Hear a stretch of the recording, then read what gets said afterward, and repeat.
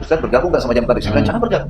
Kelirunya banyak. Misal mereka kembali kepada buku satu saja, ya. Masalah fadhail amal dan banyak hadis-hadis yang perlu ditelusurin, ada hadis yang dhaif, ada hadis yang maudhu. Kemudian mengharuskan khuruj itu keluar seakan-akan orang kalau tidak lakukan itu adalah perbuatan yang masih kurang dalam agamanya, ya juga perlu diperbaikin. Berbicaranya orang yang tidak berilmu, orang yang baru sadar kemarin disuruh bicara misalnya.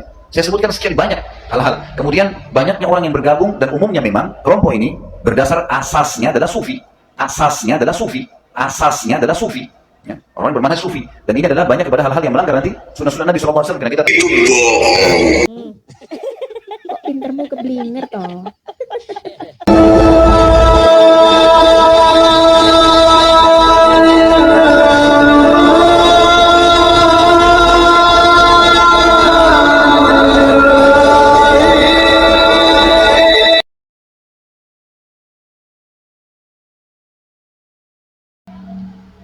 Assalamualaikum warahmatullahi wabarakatuh. Bismillah, alhamdulillah, salatu wassalamu ala rasulillah wa ala alihi wa sahbihi wa man tabi'ahu wa mawalah wa la hawla wa la quwwata illa billah, amma ba'du.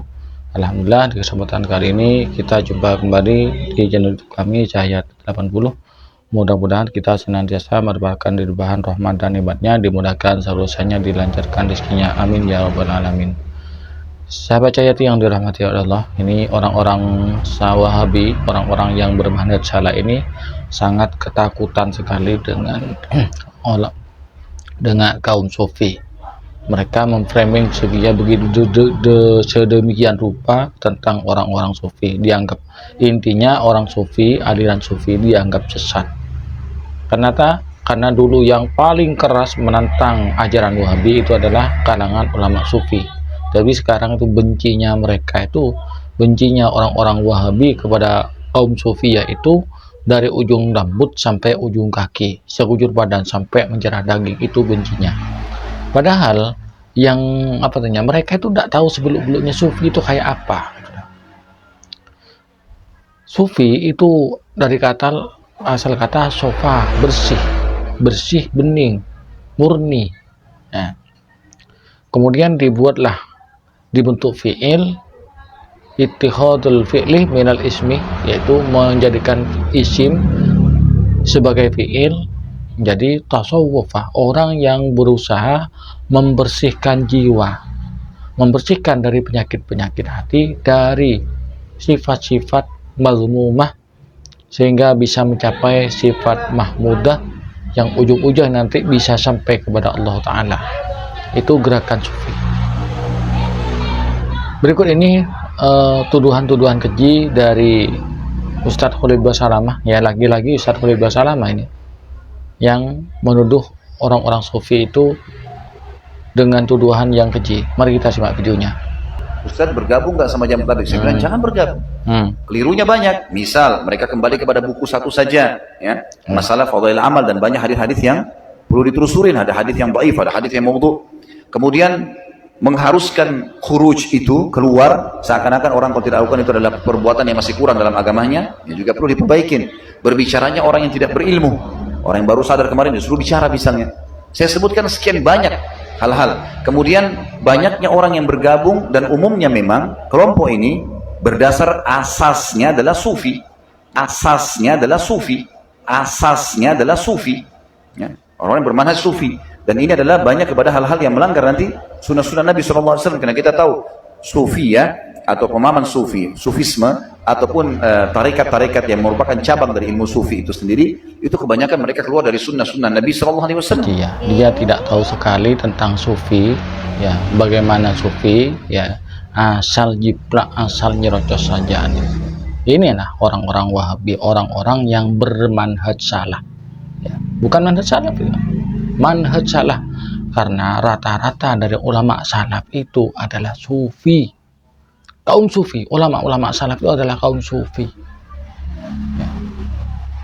Mulai dari para sahabat, kemudian berasal dari kata ahlus sufah, kemudian berlanjut menjadi kaum sufi, yang yaitu suatu kelompok umat Islam yang senantiasa membersihkan jiwanya dari sifat-sifat yang tercela, membersihkan jiwanya dari sifat-sifat yang menjauhkan diri dari Allah Subhanahu wa Ta'ala itu.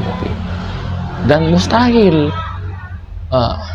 kaum sufi ini adalah orang-orang yang meninggalkan sunnah-sunnah Rasulullah. Tidak, justru kaum sufi itu adalah orang-orang yang berpegang teguh pada Al-Quran dan sunnah yang sesungguhnya, bukan yang bernama Wahabi manhaj salah. Itu bukan itu.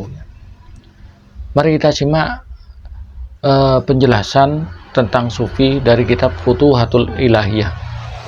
Biar lebih gamblang, mari kita langsung simak videonya. Dalam kitab Al-Futuhatul Ilahiyah, beliau Imam Malik radhiyallahu anhu telah berkata, "Man tafaqqaha wa lam yatasawwaf faqad tafassaq."